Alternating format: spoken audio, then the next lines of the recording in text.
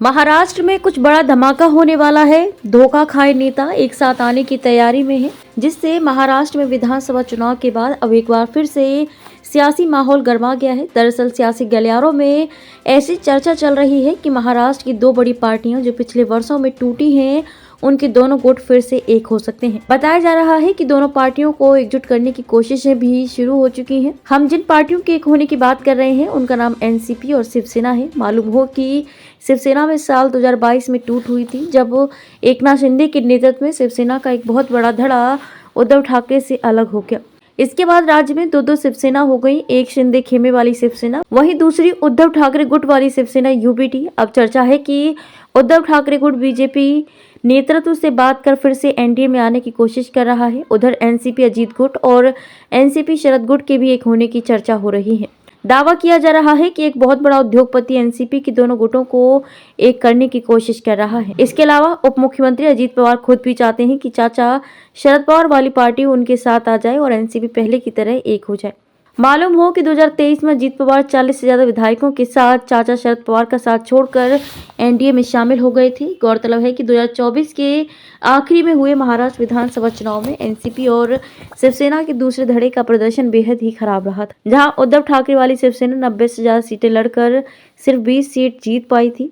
वहीं शरद पवार वाली एनसीपी में 80 से ज्यादा सीटों पर लड़कर सिर्फ 10 सीटें जीत पाई थी। वहीं सत्ताधारी दोनों धड़े की बात करें तो एकनाथ शिंदे वाली शिवसेना ने 57 विधानसभा की सीटें जीती। इसके अलावा अजीत पवार वाली एनसीपी ने 41 सीटों पर जीत हासिल की। विधानसभा चुनाव के बाद से ही चर्चा तेज है कि क्या अब एनसीपी और शिवसेना के दोनों धड़े फिर से एक होने की कोशिश करेंगे।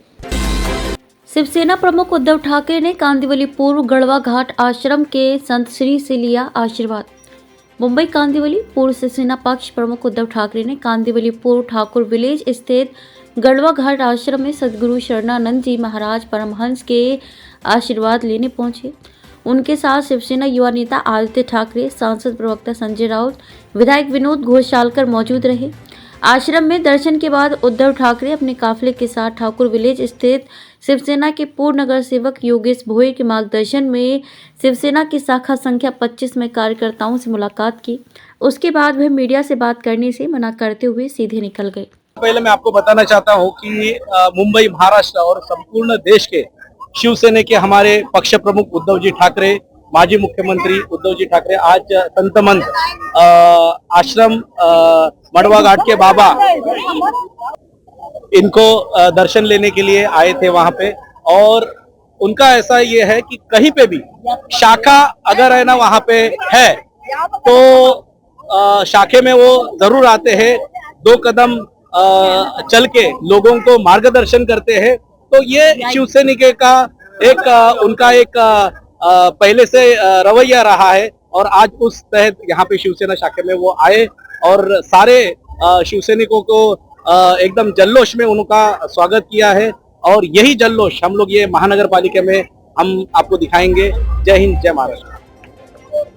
देखिए कैसा है, बोलने से बेहतर न बोला हुआ भी कुछ समाज में संदेश दिया जाता है और चुप्पी साधने पे भी बहुत सारे राज खुलने से बच जाते हैं। आज उन्होंने चुप्पी साधी है, लेकिन शिवसैनिकों के मन में, दिल में ऊर्जा जगाई है। आज से यहाँ पे हमारा ये जो पर्व शुरू हुआ है, पिछले जो भी हुआ ऊपर नीचे जो भी सीटों का जीत हार हो गई है, लेकिन महानगर पालिका के इस चुनाव में हम लोग पूरे बंबई में शिवसेना पूरा जोर से हम लोग फहराएंगे। ये आपने यहाँ पे आके देखा होगा। अगर उन्होंने ईवीएम का ऐसे जैसे पिछली बार इस्तेमाल किया अगर करेंगे तो कुछ भी हो सकता है। होनी को अनहोनी करने वाले वो लोग हैं, लेकिन ईवीएम छोड़ के अगर बैलेट पे करेंगे तो हम आपको दावे से करते हैं कि वो लोग क्लीन स्वीप हो जाएंगे। मुंबई की घाटकोपर पुलिस ने आज 13 बांग्लादेशी नागरिकों को गिरफ्तार किया है। ये सभी 13 आरोपी नाला सुपारा के अचोरी डिवीजन में अवैध रूप से रह रहे थे। पिछले महीने घाटकोपर पुलिस ने गोपनीय जानकारी के आधार पर बांग्लादेशी आरोपी मोहम्मद अली अहमद मियां शेख को गिरफ्तार किया था। इसमें मिली जानकारी के आधार पर तैबूर अजगर शेख, आलम अजगर शेख, मिजानुर सलाम शेख, अब्दुल सिराज शेख, मुराद मिजानुर शेख, रत्ना तैबूर शेख, अमीना मुराद शेख, सबीना अब्दुल्ला शेख, कोहिनूर मिजानुर शेख समेत 4 नाबालिग बच्चों को गिरफ्तार किया गया है। ये बांग्लादेशी अवैध रूप से भारत की सीमा पार कर पश्चिम बंगाल के रास्ते भारत आए हैं। पुलिस को इनसे बांग्लादेशियों के बारे में और भी जानकारी मिलने की संभावना है। मुंबई पुलिस बांग्लादेशियों के खिलाफ बड़ी कार्रवाई कर रही है।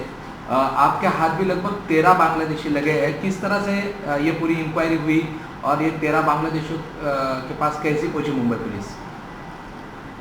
घाटकोपर पुलिस थाने के अंदर भीमनगर जंक्शन में दिनांक 10 दिसंबर को एक बांग्लादेशी नागरिक को हमने अरेस्ट किया था।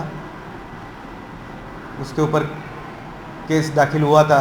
उस केस के दरमियान उस तपास में माननीय additional CP east region doctor Mahesh Patil sir, Mumbai के डीसीपी जोन 7 श्री विजयकांत सागर सर, इनके मार्गदर्शन के नीचे हमने उस केस के आगे की तपास में हमको और उसके कोई साथीदार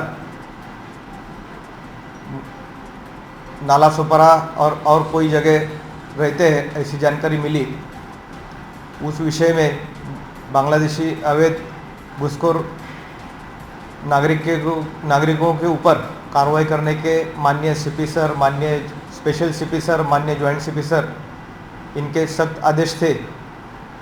तो उस आदेश के तहत इस केस के डिटेल इन्वेस्टिगेशन में ये पता चला कि नाला सोपारा ईस्ट भाग में कुछ बांग्लादेशी परिवार गैर कानूनी तरीके से भारत में आए हैं और रह रहे। उस इंफॉर्मेशन के ऊपर हमारी टीम पीआई ठेंगले और बाकी ऑफिसर स्टाफ उन्होंने जाके 5 पुरुष 4 महिला और उनके साथ 4 छोटे बालक, ऐसे 13 लोगों को ताबे में लिया और उनके फर्दर इन्वेस्टिगेशन में मालूम पड़ा कि वो बांग्लादेश के रहवासी है और बांग्लादेश में रहने के उनके जो एड्रेस थे वो भी कंफर्म हुए और उस केस में उनको अरेस्ट किया है।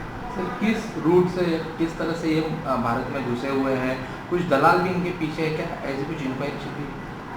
प्राथमिक जानकारी के अनुसार ये लोग पश्चिम बंगाल में भारत बांग्लादेश सीमा से अवैध तरीके से पश्चिम बंगाल में आए हैं। तो वहाँ से अलग अलग ट्रेन से ये मुंबई में या आसपास के परिसर में काम करने के बहाने आए हुए, ऐसा प्राथमिक जानकारी है। अधिक तफ्तीश जारी है।